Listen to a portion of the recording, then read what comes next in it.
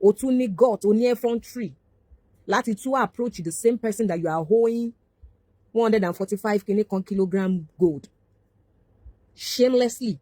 O tún lọ yá mọ̀rọ̀tò yarin ni olórí burúkú ara ẹ̀ onígbèsè olè Arámidé. O wá ní o bọ́ góòlù tó yá tí wọ́n kó lé ẹ lọ́wọ́ tẹ́nìyẹn kó lé ẹ tó fọwọ́ ẹ̀ kó sí inú àtẹ̀lé ọwọ́ ẹ̀. O wá ní o bọ́ sí bathroom nínú hòtẹ́ẹ̀lì. Olè gidi ni ẹ́.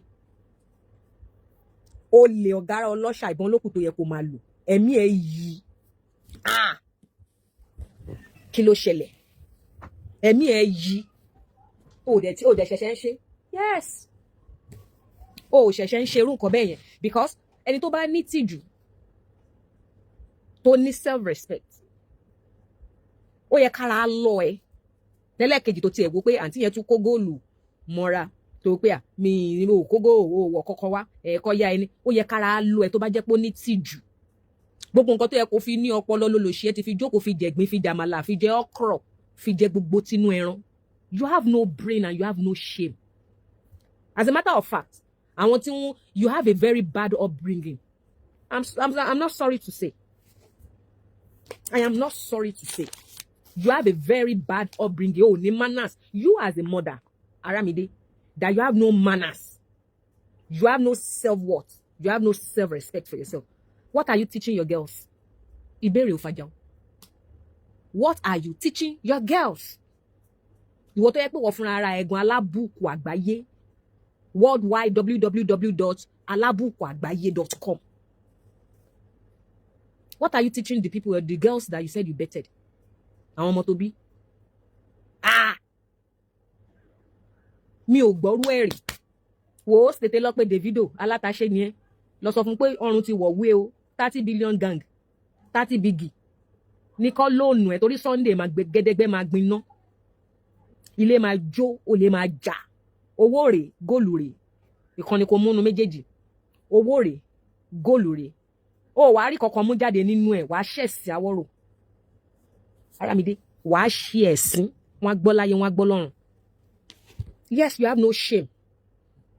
But sorry expose yìí àwọn èèyàn á sá fún ẹ. If by Sunday that you promised you are unable to produce either the money or the gold, expose tí wọ́n gbé ẹ wá síta gbangba yìí ṣó mọ̀ pé ó ti ń ṣe orí burúkú yẹn tipẹ́ tí wọ́n bẹ ń pancake ẹ̀. You have been doing it for so long. Tó ń bẹ ń pancake ẹ̀ tí wọ́n bẹ ń gẹ̀rẹ́ sí ẹ̀ pé kiri kan kiri kan. Okay, o ti dóko délé dání mọ́ báyìí. Yes, o ti dọ́kọ o ti dó délé dání mọ́. You have beaten more than you can chew. O ti jẹ junto. O ti parọ́ gidigba. Arọ gidigba torí inú rọ̀fọ̀rọ̀fọ̀ ló ti lọ jẹ gbèsè. Bẹ́ẹ̀ ni. Inú rọ̀fọ̀rọ̀fọ̀ oríta fọ́gò ló ń pè bí. Thank you mọ́mí ẹ̀rí àjíun for the star. Oríta fọ́gò ni wọ́n ń pè bí ibẹ̀ ló ti jẹ gbèsè báyìí. Àwọn tó ń bẹ ń ṣe tẹ́lẹ̀tẹ́lẹ̀ bóyá àwọn olóyìnbó ni. Wọ́n ń sóyìnbó ń bí o. Bá ṣe wà ń bí àká kankan. À lọ sí school. Oríta fọ́gò ló ti jẹ gbèsè. Wòós. Tó bá tẹ̀sẹ̀ bọlẹ̀ báyà dàbí pé kílẹ̀ gbé ẹ̀mí. Kára sán kó wọlẹ̀. Because ayé máa sú ẹ lórí social media. Ayé máa ṣe kí ni? Ayé máa sú ẹ ní orí social media. Sunday is just 48 hours from now. Thank you, Olubukola Richard, for the star. It's just 48 hours from now. Abẹ́ fi kún. In fact, kò tó bẹ́ẹ̀. But abẹ́ fi kún. Either the money or the gold. So bí tó bá lọ gbé pamọ́ sí bó lọ pọ́n ní ẹni. Because ìgbà tó ń ṣàrìndì.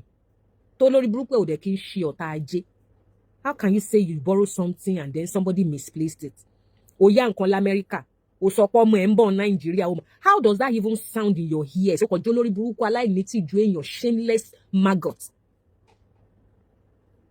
Shameless maggot. Wọ́n wé bíìlì nǹkan sí ẹ ní Amẹ́ríkà. According to kí lorúkọ àǹtí yẹn? Àǹtí Enola story. Wọ́n náà wọ́n wà lẹ́nu iṣẹ́ ló pe àwọn. Thank you arábìnrin Alaba Jomale for the star ma. Wọ́n náà wọ́n wà lẹ́nu iṣẹ́ ló pe àwọn.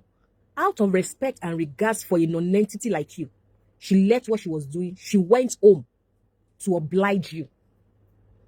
She went home to oblige you. Lẹ́sẹ̀kẹsẹ̀ wọ́n lọ gbé nǹkan fún arúgbó ọmọ bíi titi ẹ̀. Yes, you are how to run her down. Yes, that is what you are how to do. kò sí anybody tó lè bá mi sọ pé you just want her to go bankrupt. You want her to go bankrupt. Ló ṣe máa gba nǹkan méjì lọ́wọ́ èèyàn kan, and you are unable to return any of it. You are out to kill the person. Èrò ọkàn ẹni pé kò pa ẹni yẹn bẹ́ẹ̀ ni. Aramide, if you don't know, ironically, èrò ọkàn ẹsẹ̀ ni yẹn bí kò fòṣánlẹ̀ kò kú. Because téèyàn bá ra góòlù 18 million 4 years ago, 4 years after, how much is gold? 1 gram to naira or to US dollars. That's a lot of money as of today. Ilẹ̀ tó ṣùdì tó máa mọ́ lọ́la is a lot of money. So that means you are multiplying that money times 2 as of 20. Ó wá jẹ́ méjì, ìkan 32 gram. Ẹgbẹ́ 32 gram. Ẹ jẹ́ ká ṣe mathematics yẹn. $72 ni wọ́n ta gram kan. Maroto dẹ̀ rí wọ́n ta Maroto because Maroto is handmade gold. Iye tí wọ́n ta gold ní $72 per gram or 140k per gram. Wọ́n lè ta Maroto bẹ́ẹ̀. Ìyẹn sì máa wọ́n ju àwọn yẹn lọ. Let's now even say that it is $72 per gram as of now, 140k naira. Ó yá, jẹ́ ká ṣe 32 yẹn.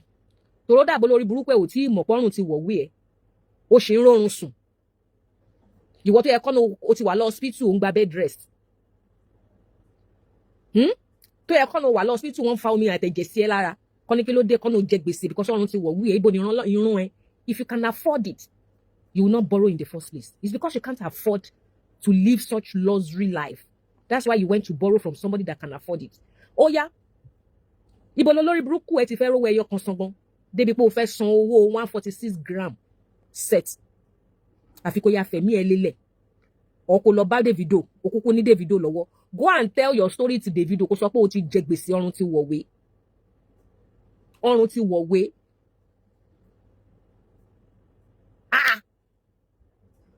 Maroto is $135 per otan. Only Maroto is $135 per gram. Oh yeah, times here by 34.6 gram. Èló nìyẹn. Ṣé rí pé ìran eléyìí máa jẹ gbèsè. Àwọn generation àwọn ọmọ tó bí gan máa bẹ́ẹ̀ san nínú gbèsè yìí because kò sure pé mi ẹ̀ máa gùn tó máa fi san gbèsè yìí. Is a lot of gbèsè on your neck. Is a lot of gbèsè. Ibo ni calculator wà? Ní orí fóònù yìí. Mbọ̀. Is a lot of gbèsè. Ó máa jẹ gbèsè yẹn lè dá wọn mọ́ ni. Kó yá tètè yá lọ bá Davido. Ẹ bá mi times 135 times 3.4.6. No, 34.6. Where is calculator on this phone? No. Mbọ̀, okay, mo ti rí. Choose. Mbọ̀. 135 times 34.6. That's what? $4,671. Hello? $467. $4,671. $4,671. How much is $1 to naira? Let's say 1,700 times 1,700. Ṣé rí pé generation ni ẹ máa jẹ gbèsè lédè. That's 7.9 million. 7 million. Yarin nìyẹn o. Àti ìdórí o ní 146 o. 7.9 million. Ẹ já wa lọ sí orí plus. Right?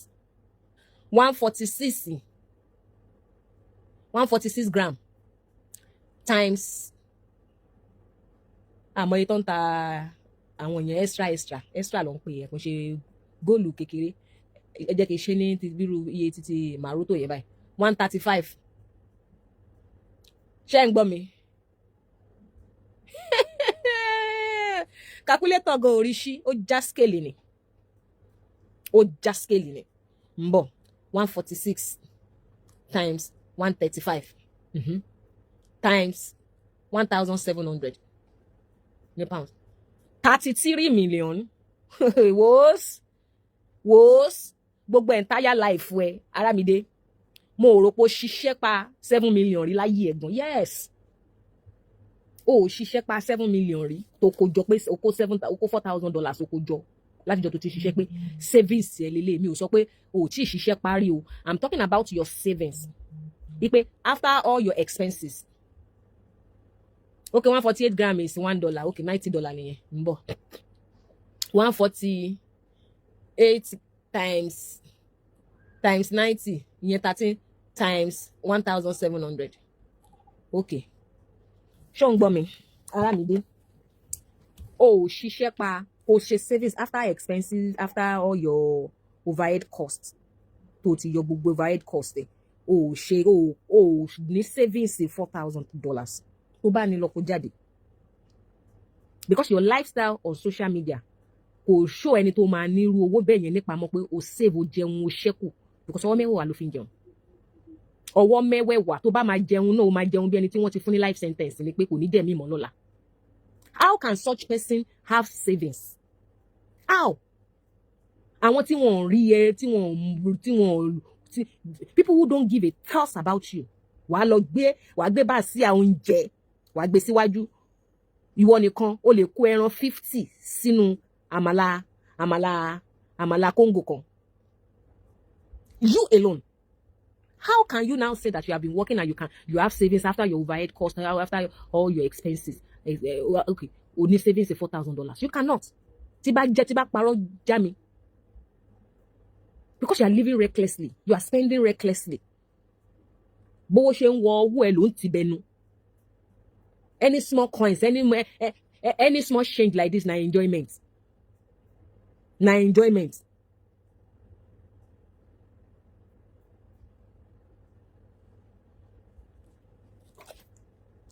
Ya máa ka owó ẹ o, tíkta.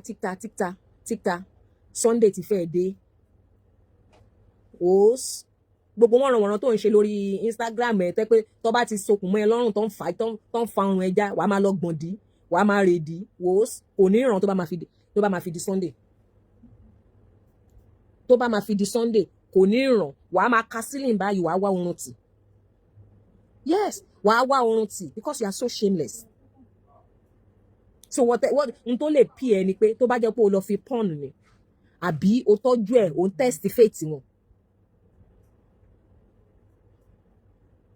Tó bá yẹ pé o ń test fate wọn, dán gbàgbọ́ wọn wò ni, tètè yá lọ mú bí tó kó sí. Torí o ní dúró wò tán tó bá máa fi di Sunday. Maybe you are the test fate wọn ni o fẹ́ wò pé àǹtí ẹni ètùtù. Tó bá jẹ́ bẹ́ẹ̀ ni lọ kó jáde bí tó kó sí. Otherwise, àwọn eléyìí ò ń ṣàwọn woman kan tó wà tí ẹjọ́ fàájà lẹ́nujọ́ mẹ́ta yìí o. Woman kan tó lọ sí party ẹ̀ náà tó jẹ gbèsè aṣọ lace. Woman kan tó lọ sí party ẹ̀ tó jẹ gbèsè aṣọ lace. Eléyìí ò ń ṣàwọn yẹn o. Os. Ìyá ẹ̀ gan, ọlọ́mọ yẹ kí màmá ẹ̀ gan kó sọ pé wọ́n ti wíìlì wọn lọ sí kinní o, torí àwọn gan máa gbà nú ẹ̀. Ó máa fọ́n ká bí bàṣúkà ni. Bí basuka bó ṣe máa fọ́ká nìyẹn. So go and respect yourself. Lọ yá owó lọ́wọ́ àwọn tó fi kọ́ bọ́dì.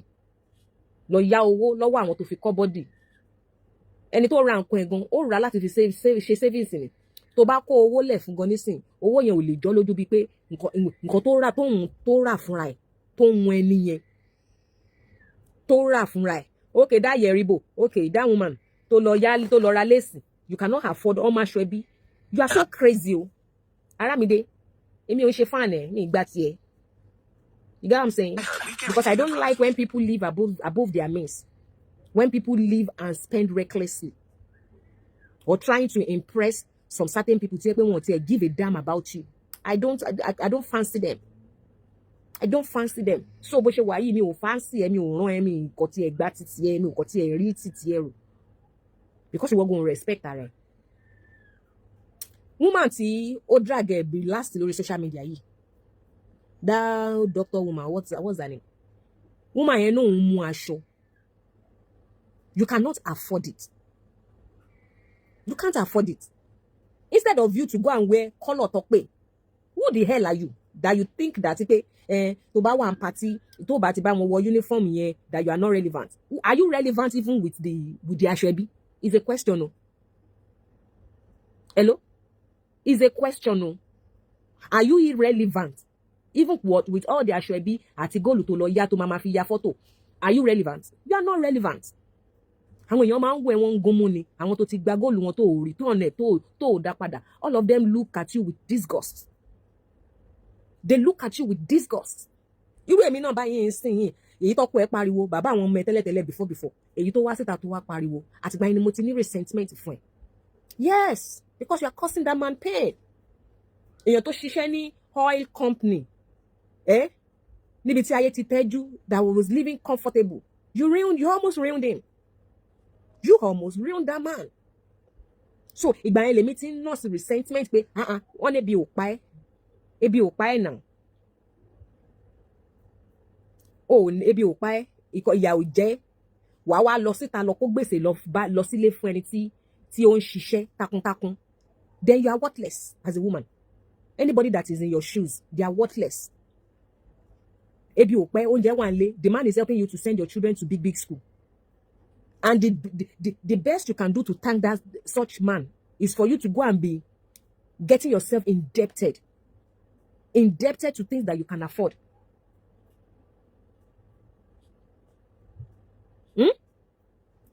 It's for you to go and get yourself indebted in clothes, in jewelries. Don't about your jẹ gbèsè oúnjẹ a ní pé austerity ló mú ẹ. Ṣé bí máa ń pààyàn délé aláṣọ ni? Ṣé bí máa ń pààyàn délé onígóòlù? You are crazy. Aramide, you are crazy. You need help. Somebody needs to they need to give you one very hard slap on your face to wipe stupidity out of your head. Yes, because you need it. Somebody needs to do that for you. Tí wọ́n bá bí ere lọ sí ojú ọlọ́mọ òtó. Lọ sí ojú ọlọ́mọ òtó tí wọ́n bá bí ere tó bá bí ẹ̀dá. Because somebody needs to give you hot slap. Kọ́ nà wèrè kúrò nínú brain. You keep doing the same thing that makes your husband to leave you and get somebody even finer and smarter than you. Onífunra dáradá.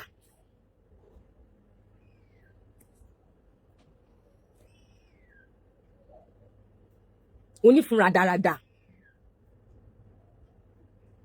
Bẹ́ẹ̀ mi ti ní mi ò ti kó ẹ̀jẹ̀ all those one àti wọ́n tó máa ti ẹ̀ ń ṣe party. You want to be kí ló máa ń pa àwọn tó máa ń lè ṣe party stealer àbí show stealer àbí kí ló máa ń pè wọ́n show stopper. Yes, that's the right word. Show stopper. You might just show stopper. You have a lot to do on your body. Yeah. You have a lot to do on yourself as a show stopper. Show stopper don't go about dead be saying.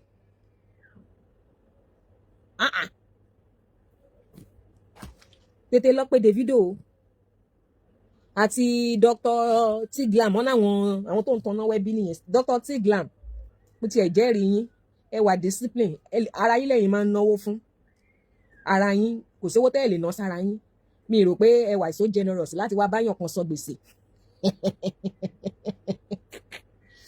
Dr. Tiglam ara yín lẹ́yìn máa ń take care. You wear expensive things but I know that you cannot be so generous to come and pay somebody else's gbèsè when you yourself you are not indebted. So ibi tí Aramide ibi tó bá ti máa rí owó àbí tó máa lọ gbé góòlù tó yá ibi tó bá tọ́jú ẹ̀sìn lọ gbé síta life of the party sọnù. Àwọn olóṣì àwọn irú àwọn olówó etí aṣọ yìí gan àmọ́ bó ṣe ń respect ara wa àmọ́ bó ṣe ń respect ara wa àjẹ gbèsè kí ni wọ́n ti ń ṣe eruku Òṣòdì tó ní kíláàsì eruku Òṣòdì tó ní kíláàsì olórí kórí wàá tiẹ̀ wá lọ yá ibi tó tiẹ̀ ti ní tìjú. Ọlọ́run ò ní fún yín nírú ọmọ bíi Aramide o adójútẹbí lélẹ̀ adójútọmọ adójútọkọ Ọlọ́run ò ní fún yín nírú ọmọ bíi títí ẹ̀. Excuse me wàá lọ yá gbèsè aṣọ wàá yá gbèsè góòlù wàá tún máa ṣe Snapchat wàá máa ṣọrùn gígan bí ẹja díndín wàá máa lọ bí ejò lójú ìjókòó wàá máa ṣe òbángù wàá máa ṣe on top borrow post.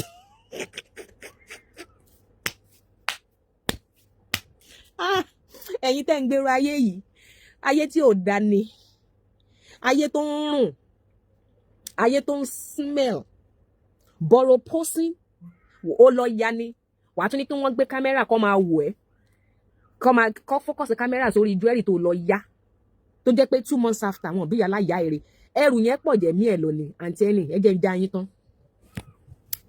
ṣé mọ̀ wípé nígbà tẹ́ ẹ yá guilty conscience ó ń jẹ́ òun náà wípé àwọn èèyàn máa fi ojú value òun pé òun lè afford nǹkan tóun gbé sọ́rùn yìí. so wá ní pé káṣírí òun má tètè tú ó ní kẹjọ kẹjẹ kóun sì wọlé nǹkan sí òun náà mọ̀ pé àwọn èèyàn mọ̀ pé òun ò lè afford díẹ̀ she knows and that is why she retained it pé ẹ jẹ́ kóun sì wọlé nǹkan sí ó yá nǹkan ní nǹkan ó tún ní kó máa fídíò ẹ̀ ó wá ń ṣọwọ́ bàlàbàlà bí ọwọ́ aláǹtakùn ó ń ṣọrun gẹ́gẹ́gẹ́gẹ́ lórí nǹkan ní nǹkan tó ló yá orí ẹ̀ ti dàrú. I don't regard women like you. Orí ẹ̀ ti dàrú. Onígbèsè. You are after the life of the person that you borrowed the gold from. Because how can you borrow 2 things and you are unable to return any of it? Tó bá jẹ́ ní tẹ́ pé wà hypertensive àbí kò ṣe kí ló ti pé bó ti ṣe wà yìí sí wọ́n ti suffer hypertension. Yes. Because gbèsè owó tó wà lọ́wọ́ ẹ̀ is over 30 million. Ó tó kó rọ̀yàn lọ sọ́run. Ó tó kéèyàn ní BP. Aramide, you want to kill somebody. Ó fẹ́ pa èèyàn ni. Olóṣì.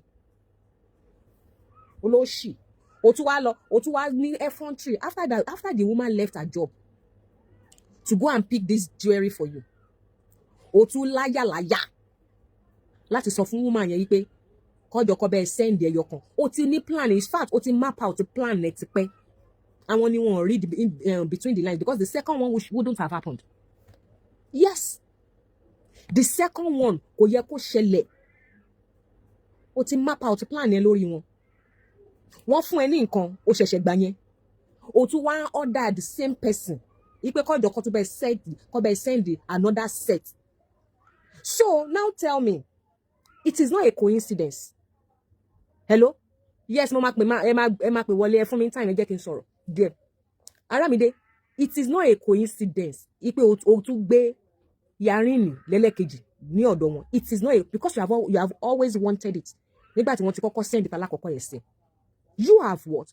Always wanted it. Otherwise, you have always wanted more from her. Bó ṣe bí opportunity yẹn ṣe wá present her right. Bó ṣe gbé nìyẹn nígbà tó pàdé wọn ní Indianapolis. Ó gbé ni. Ó mú nǹkan lórí table èèyàn, ó no bọ́ sí bathroom. Ṣé wèrè ẹni? Do you listen to when you are even making excuses for yourself? Do you listen to your own words? Ìbéèrè ò fàjà o. Aramide, do you listen to your own words when you talk and do you go back to listen to it? Does it make sense to you? Does it make sense? Oh, kó nǹkan ní bathroom. Kó tiẹ̀ jẹ́ bathroom gan ló tiẹ̀ ti wá kó. Let's even now say that kókó láti bathroom. Tí o bá ń ṣe ọ̀tá jẹ́ tí o ń ṣe olórí burúkú. Goal of that magnitude. Are you supposed to return it to the same spot? If at all, tó bá yẹ pé bí tó ti bá nìyẹn. Ṣùgbọ́n títí ẹ yí ẹ. Aramide, onígbìndé, onígbèsè. Títí ẹ yí ẹ. You know why you didn't return it to the owner? So that you can make up all these stories like this. Wọ́n ya ẹni góòlù. Wọ́n á sọ pé àwọn tó máa wá ọmọ ẹ o. Ó ń bọ̀ Nàìjíríà o. Ọmọ ẹ ó ń bọ̀ Nàìjíríà. Ó máa bá yín mú dání. Ó máa package ẹ̀. Ìgbà tó ọmọ ẹ tún dé Nàìjíríà. From the horse's mouth. Ẹni tó ya ẹni góòlù ló narrate ẹ̀. Ìgbà tí yẹn dé Nàìjíríà. Tí ẹni tó ya ẹni góòlù tó ń expect pé kẹ́ni ọmọ ẹ tó ní ó máa pè mí kò pè mí. Flight wọn wà scheduled behind. Tí wo bá ń ṣe olórí burúkú Aramide. Àwa náà ń travel. A dẹ̀ ń ṣe kí ló ti ń pè. Can you not prepare that person's kini? Kọ́mọ ẹ tó náà ń to box ẹ̀. Òun lè kó fi tẹ́lẹ̀ box. Àbí kó fi ṣe ìgbànú fún. Ipe kini yóò gbọ́dọ̀ sọnù. Kó fi ṣe ìgbànú kó sin sí waist ẹ̀. Ipe kini yóò gbọ́dọ̀ sọnù. Bó mọ nǹkan tó ń ṣe. Ó mọ nǹkan tó ń ṣe. Ó lè ní ẹ́. Bàbá ọgbọ́n ẹ pè wọlé jàre. Ó lè ní ẹ́. Ó lè wọ́n náà fún ẹ di Monday, wọ́n fún ẹ di Sunday. Boss. Ó máa ṣẹ̀sín jù. Ó ti ṣe tẹ́lẹ̀tẹ́lẹ̀ ó nọpọlọ náà ni. Ó ní tìjú. Ṣé kíní wà lórí ilé? ó ní tìjú náà ó ṣèrànù títí tó jẹ gbèsè títí bàbá àwọn ọmọ ẹ̀ tó bímọ 3 fún ó sá fún ẹ. What is the impact of your mother? ọ̀n lè létí àwọn ń di sí gbogbo ọ̀rọ̀ yìí o ọ̀ gbọ́dọ̀ sọ bẹ́ẹ̀. Kí ni impact màmá ẹ níbi pé òun jẹ gbèsè ní gbogbo ìgbà òun bójú wọn jẹ́? What is your mother doing to curb you? Hello sir. Sir. Ramadan ìpamọ́ ọdún ni. Torí táwọn ẹ̀bá ti di 21 báyìí ó parí ọdún ti fẹ́ dé nìyẹn ògbẹ́ni máa gbàṣọ lọ ní télọ̀ tó bẹ́ẹ̀ tó lè múra ẹ̀ ní ráṣọ yín gbà. Straight from the heart ohun yín máa di tírátíra ló wá dé ní táwọn òyìn lọ́ọ̀kan láti ẹ̀kúrò straight from the heart rárá táwọn òyìn lọ́ọ̀kan pé ìyẹn straight from the heart tó jẹ́ pé àrọ́wọ́tó wa ni. Àrọ́wọ́tó tẹ́lẹ̀tẹ́lẹ̀. Àrọ́wọ́tó tẹ́lẹ̀tẹ́lẹ̀ ló dẹ̀ wá di tírátíra yìí. Ìgbà ní gbogbo nǹkan adúpẹ́ lọ́dọ̀ Ọlọ́run ìgbà tá ló ń gbà yín adúpẹ́ pa lò dáadáa. Mo kí yín púpọ̀ ẹ rí straight from the heart ṣe bó o ti mọ ẹlẹ́wà ṣàpọ́n o. Ó yẹ kéèyàn máa mọ̀ wá rẹ̀ mọ̀ wá rẹ̀ ní ẹ̀dá tí ò bá ti mọ̀ wá rẹ̀. Akábùkù bẹ́ẹ̀ ni. Ṣé rí àwọn kan ní àyà púpọ̀. Àyà yẹn pọ̀. Àwọn tá à ń sọ náà ni wọ́n ní àyà straight from the heart. Bẹ́ẹ̀ bá yá mi nínú góòlù yẹn ibẹ̀ bàbá ọgbọ́n ẹ fi chain yìí sọ́run tí mo wá gbọ́ pé chain náà o 27 million ni bíláì làásì mi nílò. Bó ṣe wà nìyẹn fẹ́ni tó bá ní tìjú tó ní tó tí ò ń ṣọ̀tá jẹ́. Bíláì làásì mi nílò. Because risk ẹ̀ pọ̀. Mi ò nílé lò ó ṣe pé ọlọ́mọdé ara burú tí n bá débẹ̀ yẹn kí n dé káti ẹ̀ wá láàjì kó bóyá a ṣe ìnáwó tán mo wá bọ́ ta pé kí n kó sí mọ́tò tó bá já mọ́ mi lọ́rùn kí ni mo fẹ́ fi wọ́n ẹ mọ́. Agbọ́ tó bá tiẹ̀ jẹ́ pé tó láti rí wẹ́ẹ̀rì tó jẹ́ pé yíyá náà ni wọ́n fi bora wọn láṣìírí ni ẹni tó kọ́kọ́ dójú agbo pé kò ná lówó kóòtù yẹn dẹ́ kọ́ ó padà dariwo náà ni ṣùgbọ́n àkíyèsí ó gbé kóòlù lẹ̀ oníkóòlù lọ tún ṣe. Ó lọ tún ṣe ó lọ jó. Agbọ́ ara rísíkì tá à ń sọ nìyẹn o oníjọ́ tó ní nǹkan tí ń lò kó kan lọ́hùn ẹ̀rí o ẹni tó kọ́kọ́ dójú agbo tó lẹ̀ lówó báyìí ṣé nìyẹn jábọ́ ni ẹlòmíì ló fi jẹ́rìí sí lọ́rùn ibi kọ́rùn ẹ má gbó fọwọ́dù ṣe ìnáwó lọ́pọ̀ jẹ́rìí sí lọ́rùn. Ẹjọ́ kí ni ń tà pọ́n lé gan-an. Ó yà mí lẹ́nu. Kí ni ń tà ṣe bí ṣe bí èèyàn máa ń dúró níwọ̀nba tààrẹ costume jewelry kún tààrẹ pẹ̀tẹ́. Ó dẹ̀ ní class. Ó ní class àwọn costume jewelry kan wà tó jẹ́ pé £800 ni wọ́n. Bẹ́ẹ̀ ni mo ti sọ láàárọ̀ yìí ó ní 700k wà costume ni. Wà á dúró níwọ̀nba ara ẹni aṣọ tá a bá bá lára eégún eégún ni. Bẹ́ẹ̀ ni. Ẹ ní àyà púpọ̀ ẹ̀yin tẹ̀ ń lo gbèsè ayé yìí. Ẹ wá gbọ́ ṣé rí gbogbo ọmọ mi ń lọ sí Èkó ẹnìkan ń bọ̀ ní kinní kan ẹnìkan gbé sí lọ́kàrùn gbogbo yẹn ó plan story yẹn ni there was nothing of such. Ohun tó ń yà mí lẹ́nu ni pé ṣé o gba góòlù yìí with the intention pé mi ò ní dá padà máa dá ni. Odò ó farapẹ́ bẹ́ẹ̀ o. Ṣé nìyẹn tí ò yé mi nìyẹn o. Ó farapẹ́ dájú yìí. Nítorí pé gbogbo ọ̀rọ̀ tó délé kò yẹ ká débi tàdé ká tiẹ̀ wá ní bóyá ẹ̀rù ń bà ẹ́ kò má post ẹ̀ ló náà wọ ọkọ̀ lẹ́rù lọ́fẹ̀ẹ́ lẹ́rù. Nítorí ẹ̀ ló ṣe wá ṣé kò tó torí ṣé wàá ní ìnáwó onítọ̀hún lẹ́nu ọjọ́ alẹ́ ni nítorí góòlù yìí ló ṣe wá ní nǹkan kan wá ṣe mo dá kiri mi ò lè post ẹ̀ ẹ̀yin lè post ẹ̀ sí mi. Agbára yín pé àmẹ́mi ò tó bẹ́ẹ̀ láti post ẹ̀ nítorí pé lọ́dọ̀ tèmi èmi yá ni. Bẹ́ẹ̀ni. Bí nǹkan kan máa ṣe kí ni mo ṣe fẹ́ wẹ̀ mọ́. Bẹ́ẹ̀ni. Ibi tẹ́ máa ti mọ̀ pé ó láyà ó lẹ́mi gbèsè ọ̀daràn ni. Ẹ ní àyà burúkú gbogbo èmi lọ́mọ mi ń bọ̀ kò sí tó jọ gbogbo yẹn ó fi park it's just sort of story láti láti defend ara ẹ̀. N tí òye mi ní pé ṣé o ní lọ́kàn yìí pé màá yà ṣùgbọ́n mi ní dábàdà ṣé wàá rí tẹ́lẹ̀ kejì. Àǹtí ẹnì ẹ jẹ̀bi púpọ̀ ẹbí oníṣẹ́ tara ẹni ká má mọ̀ dá. Ẹlẹ́ẹ̀kejì ò yẹ kó wáyé rárá àfọwọ́fà àti yín nìyẹn ẹ bá rí yẹn gbà ó wọn lọ́hùn ni. Ìyẹn náà kì í ṣe owó kékeré torí gbogbo tẹ́ ẹ̀ dárúkọ yìí kì í ṣe gbáǹtú ẹ̀yọ̀. Ó dá ojú owó tó fi fẹ́ yá mi lọ multi-million times. Èló náà sọ dáwùrì. Ó yà mí lẹ́nu dáwùrì tó máa san tó tún máa dá padà. Gbogbo owó tẹ́ ẹ̀ dárúkọ yìí èèyàn bá ta ilé bó àtúntò kọ́ mú àníṣẹ́ńjì bí ó bá nọ̀nà kùnà kí ló dé gan-an. Ó yà mí lẹ́nu pé wọ́n ti máa wọ́n mi lẹ́ni ẹlẹ́ni lórí pàápàá. Nígbà téèyàn sanwó nù ni bí 10 million bá bọ́ lára èèyàn mọ̀ owó bọ́ lọ́wọ́ á bọ̀ sí 80 million. Ó má jù bẹ́ẹ̀ lọ. Ṣo fẹ́ rán ẹni ẹlẹ́ni lọ sọ́run àrèmábọ̀ ni. Ó fẹ́ pa ni. Owó okòwò kan ló wà lọ́wọ́ ẹ. Bẹ́ẹ̀ni, ó ní plans àti iṣẹ́ nìyẹn jàǹbá ni. Owó tó lè fi jẹ́ èèyàn títí láyé ló wà lọ́wọ́ ẹ yẹn. O dẹ̀ gbé jọ kí ni tó ṣẹlẹ̀ sí góòlù gbọ̀ngàn. Ṣé o tà á ni? Ṣo lọ pọ̀ ni ẹ ni? Ní tí ò yé mi kankan nìyẹn. Ẹlẹ́ẹ̀kejì yẹn ò yẹ kó wáyé ẹni tẹ́ yá ní góòlù 80 million. Àǹtí ẹbí òun ṣe tara ẹni ká má mọ̀ dá ìyẹn ọmọbìnrin yẹn ò jẹ̀bi ìyẹn lọ́dọ̀ tèmi ó kàn bá rẹ̀ jẹ́ ni ẹ̀yin lẹ lẹ́bi ìyẹn èyí tó gbé kò tí ì gbélé ó tún yẹ kó yarí nìwá ṣé yarí nìyẹn ṣé sílẹ̀ méjì ni ẹ̀yin tó jẹ́ pé ẹ̀kí ló gbàgbà sí ńláńlá lẹ̀ lò ó lè ti mọ wọ́ọ̀tì ṣé tó tóbi tó dà sí ẹ ti ẹ̀ lọ́kì bí òní òun ti post yẹ kò gbọ́dọ̀ yí kò gbọ́dọ̀ bẹ́ẹ̀ ni tọ́lọ́run ò jẹ́ kó sọ pé òun ti post yẹ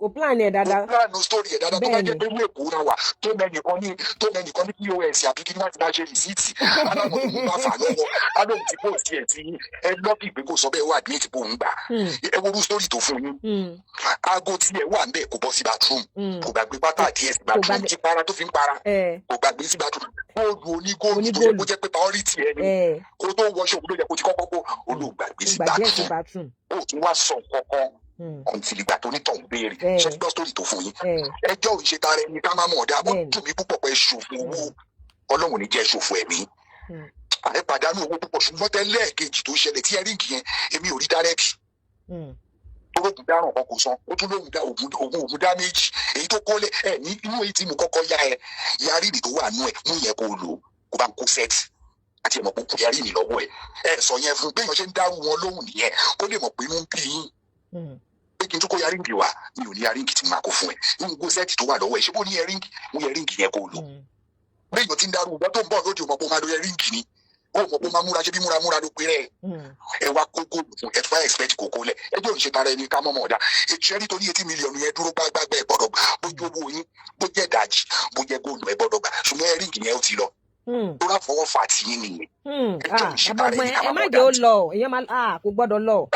iṣẹ́ ti kó kan lẹ̀ náà ẹni ká má jù ú lọ ṣé o ti ẹ wò láti júlá yóò lọ pọ́dún kan láti ṣé costume jewelry là ń sọ ni ṣé lẹ́kẹ̀ẹ́ là ń sọ ni ṣé nǹkan oṣòdì là ń sọ ni ṣé gbàgbàtì là ń sọ ni ṣé gl là ń sọ ni góòlù là ń sọ tí ì sì ṣe góòlù bẹ́ẹ̀bẹ́ẹ̀ ṣé o ti kó yẹn lẹ̀ ẹ wá ní ká má jẹ́ kíkan lọ ṣó yẹ kó rí yarí nìyẹn gbà á ń jẹ nílò kéré jù ṣó yẹ kí ilẹ̀kẹ̀ là ń sọ ló ṣó yẹ kẹ́ mú fún mọ́ ṣó yẹ kẹ́ni tiẹ̀ ní lẹ́kẹ̀ ibẹ̀ àyè lẹ́kẹ̀ ni yóò lóòótọ́ olówó ni ṣùgbọ́n lẹ́kẹ̀ nìyẹn jẹ́ kó lò ṣó yẹ kó tọwọ́ ẹ̀yìn bọ́ sọ́wọ́ ẹ̀ ẹ̀ tó wá gbé yarí ìkìlẹ̀ lọ́wọ́ ẹ̀ jẹ́ bí yẹn púpọ̀ ṣùgbọ́n nǹkan tó dùn mí ni pé síbẹ̀síbẹ̀ náà inú rẹ̀ bá dé bẹ̀ inú rẹ̀ òdẹ̀ nípa iṣẹ́ iná ti ríbi tó já sí báyìí ẹ̀kọ́ wá leléyìí ṣé ní gbogbo tó bá ṣẹlẹ̀ jẹ́ máa kẹ́kọ̀ọ́ ni ẹ̀kọ́ leléyìí fún ẹlòmíì tó jẹ́ pé yíyá ẹ máa yáyàn ní nǹkan tó bá lọ dariwo kò sẹ́ni tó máa gbà ẹ̀ tí ẹ ló máa dà ẹ̀yẹ́ wọ́n lù gbèsè 80 mílíọ̀nù tó délẹ̀ bóyá obìnrin ẹ̀ yáwó bóyá yáwó ni bóyá febi pamọ́ ni bóyá ṣe bá kan ni ó ní góòlù yẹn pẹ̀lú gbogbo ohun tó dẹ̀ ló ṣe jìnnà àwọn tó mọ góòlù ní góòlù lágbájá wọ́n ti rí lọ́rùn ẹ̀ wọ́n ti sọ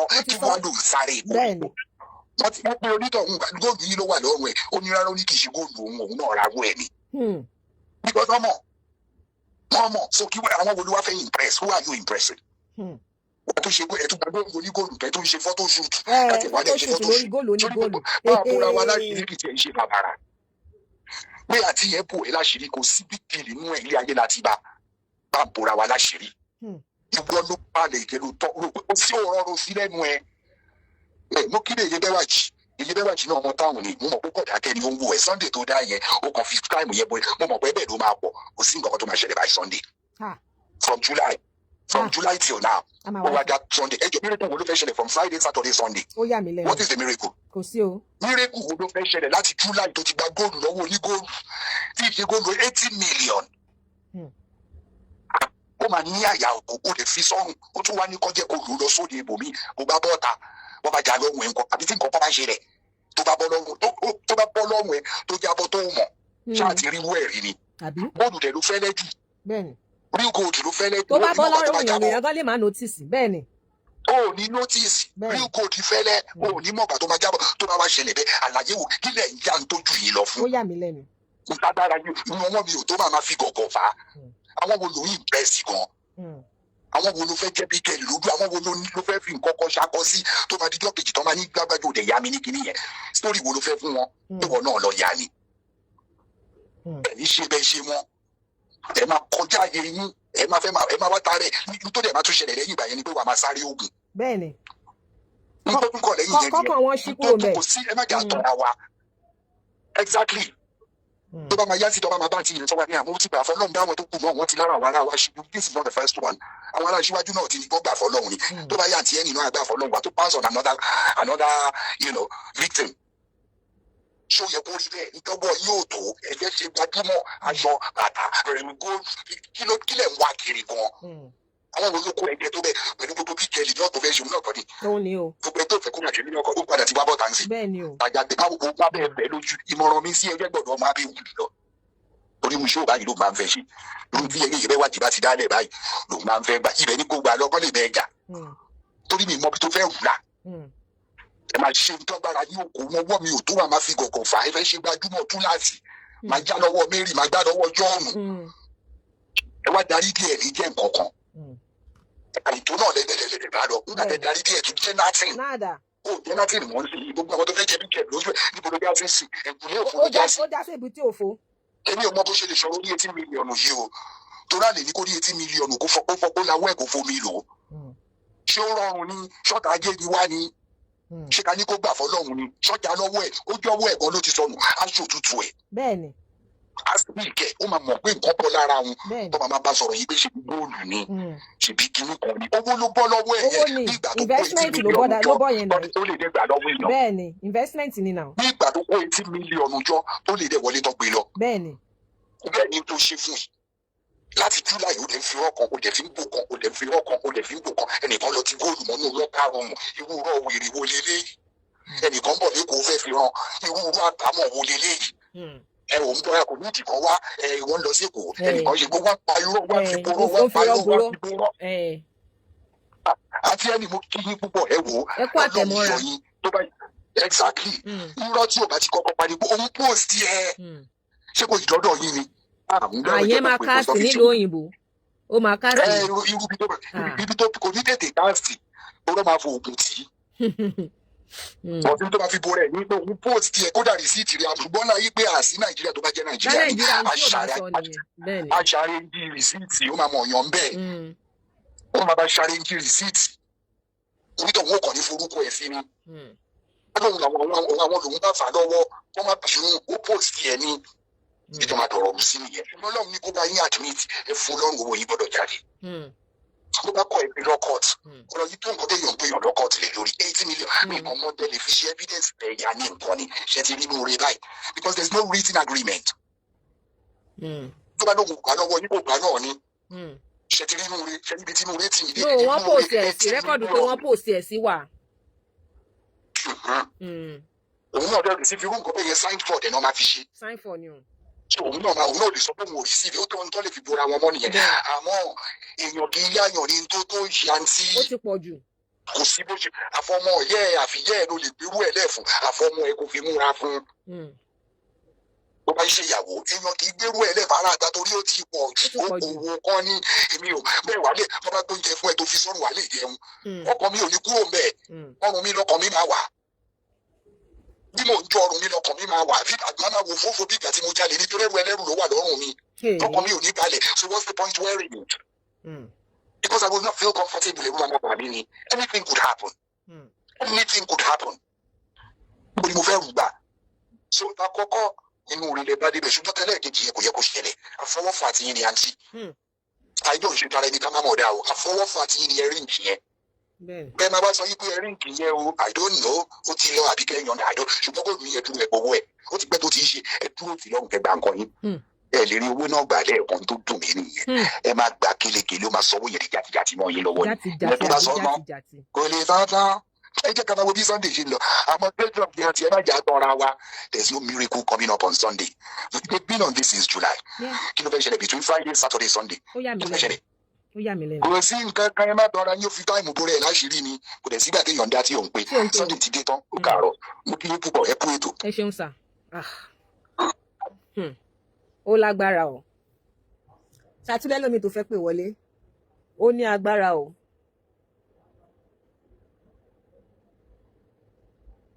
Ṣàtúlẹ̀ lómi.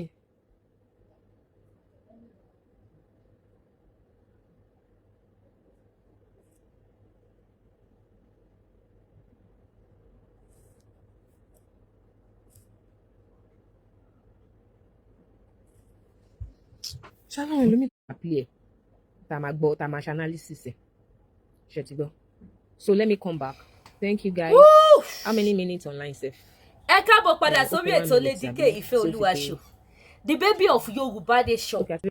Ebi gángan lèbi wọ̀ nífẹ̀ẹ́ lóbi ṣe bí wọ̀ nífẹ̀ẹ́ lóbi ṣe gbogbo ẹ̀yin tẹ́ wò mí. Gbogbo ẹ̀yin olólùfẹ́ mi gbogbo ẹ̀yin tẹ́ bá bí mi ọjà tẹ́ patronize mi. Wọ̀ nífẹ̀ẹ́ lóbi ṣe bí. Gẹ́gẹ́ bí mo ti ṣe sọ, àgbo mobile power ó wà available. Ti diabetes ó wà available. Èyí tẹ́ bá ti fẹ́ ẹ pè Lady K Ìfẹ́ Olúwa show. Èyí tẹ́ bá ti fẹ́ confirm word owó ni mo display látẹ̀kọ́ àwọn confirm word bá power lélẹ̀ tó jẹ́ wípé ẹ bá ṣe kíni ẹ bá lala skibo bọ́bọ̀ gé bá báyé lálejò bó bá ṣe truth or díẹ̀ wà láìta láàyè akókúrò lé ọkọ̀ akó wá sílé yìí nígbà tí ẹ bá gbámú truth or díẹ̀ ó bá padà yí wọ́mọ lọ́wọ́ a máa wá ayé kiri ní ìṣòwò tẹ máa fi gbó jìgìjìgì tọ́lọ́ bá tún máa bá ayé ṣe kó jẹ́ pọ́kàn tí ẹ̀ ò méré ṣe tẹ́yìn dẹ̀ wá méré ṣe tẹ́ ti gbàgbó mo lura ó máa kó wá bá ayé ni bó ṣe jẹ́ nìyẹn so gbẹ ìtẹ́ bá nídìí àwọn product yẹn ẹ pè mí bákan náà èyí tẹ́ bá fẹ́ ra aṣọ wà lọ́lọ́kọ̀ òjọ̀kan aṣọ òkè wà jewelries wà gbogbo ẹ̀ wà bẹ́ẹ̀ bá ṣe fẹ́ wọ sí ni ẹ̀yẹ ṣáà ti pe Lady K Ìfẹ́ Olúwa show the baby of Yorùbá nation ojú òní tì yìí mi ní wá ayé tì ẹ wá bá mi rajà mo bẹ̀bẹ̀ ní gbogbo ẹ̀yin tẹ́ bá fẹ́ ra spiritual items ẹ pè mí gbogbo ẹ̀yin tẹ́ bá ní one or two things tẹ́ face tẹ́lẹ̀ nídìí àwọn ọkọ̀ àdúrà tẹ́ lè lò bí nǹkan ìṣẹ́gun curse breaker mercy àwọn ọkọ̀ àánú àwọn protection something tẹ́ lè lò àwọn something tẹ́ lè lò fún victory ẹ pè Lady K Ìfẹ́ Olúwa show ẹ mọ̀ pé rere ni Olúwa Kristi bẹ̀láyè orúkọ Jésù ilé ìṣọ́ agbára ni bẹ́ẹ̀ ni fún ẹni tó bá ṣe kíni tó bá nígbàgbọ́ bó ṣe jẹ́ díẹ̀ sọ gbogbo ẹ̀tẹ̀ bá dídà wọ̀ kó tẹ́ lè lò áìdá yìí kò ṣàkíyèsí wípé kò lọ déédéé bó ṣe yẹ kó lọ déédéé fún yín àbẹ́ jẹ́ tó bá lálàkàlà àbẹ́ rí sáìdì wípé wọ́n dọwọ́ sí yín ẹni tẹ́ ẹ̀ lè ó lé yín ẹni tẹ́ ẹ̀ ṣọ́ ó ṣọ́ yín gbogbo àwọn kan bẹ́ẹ̀ yẹn ẹ pè Lady K Ìfẹ́ Olúwa show mo assure yín pé àwọn spiritual items tẹ́ bá lò tí gbogbo yẹn bá ṣẹ́ tí ẹ bá gbégbá ọpẹ́ tẹ́ bá ní ẹnu ọpẹ́ ó wà available ní sẹpẹ́ ìlú Canada ni mo wà ní Hamilton